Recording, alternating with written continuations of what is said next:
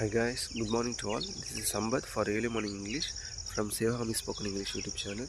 இன்றைக்கி வந்து நம்ம 2 சென்டென்ஸ் சொல்கிறேன். பேசும்போது ஸ்போக்கன்லேயும் ரிட்டன்லேயும் நம்ம பயன்படுறது சரிங்களா. இப்போது 2 ஃபஸ்ட்டு வந்து தமிழில் சொல்கிறேன். என்ன அப்படின்னா, ஒன்று நம்மள்ட்ட கேட்குறாங்க, நீ எப்போ இங்கே வந்த அப்படின்னு கேட்குறாங்க.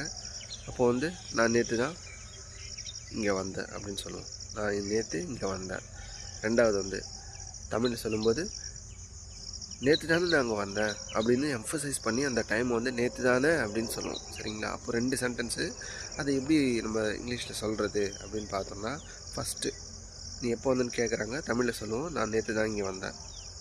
I came here yesterday. அப்போ எஸ்டர்டேன்றது இந்த ஃபஸ்ட் சென்டென்ஸில் லாஸ்ட்டில் வந்துடுது.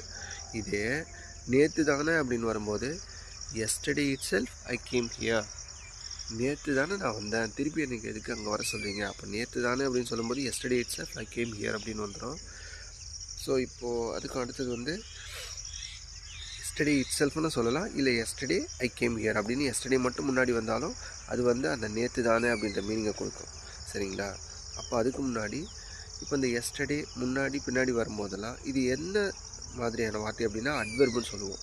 ஒரு செயல் எப்படி நடந்துச்சு, எப்போ நடந்துச்சு, எப்பப்பெல்லாம் நடக்குது அப்படின்னு சொல்கிறது எல்லாமே அட்வெர்ப் தான் சரிங்களா.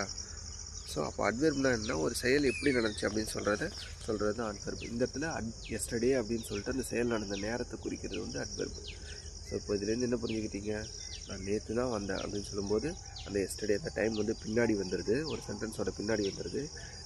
நேற்று தானே அப்படின்னு சொல்லிட்டு எம்ஃபசைஸ் பண்ணி அந்த பர்டிகுலராக குறிப்பிட்டு சொல்லும்போது yesterday it self I came here அப்படின்னு சொல்லலாம், இல்லை எஸ்டர்டே ஐ கேம் ஹியர் அப்படின்னு சொல்லலாம் சரிங்களா. உங்களுக்கு புரிஞ்சிச்சா?